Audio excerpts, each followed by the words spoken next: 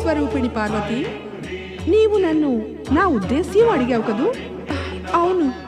చంద్రుని చంచలత్వం వల్ల కలిగిన క్షోభని పోగొట్టేటటువంటి ఉపాయం, స్త్రీలకున్న దుర్దశను పోగొట్టి గౌరవప్రదమైన స్థితిని తేగలిగే ఉపాయం. అవును శక్తి. అయితే విను. నీవు నీ పతికి నారీ మర్యాదను రక్షించుట కొరకు ప్రేరేపణ కలిగించాలి.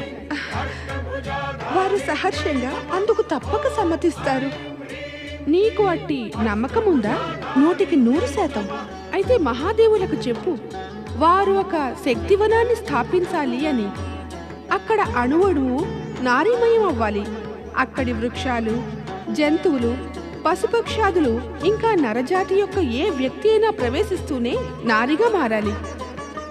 సుందరం, అతి సుందరం. అలాంటి వనాన్ని ఊహించుకుంటేనే నాకు రోమాంచితం అవుతుంది.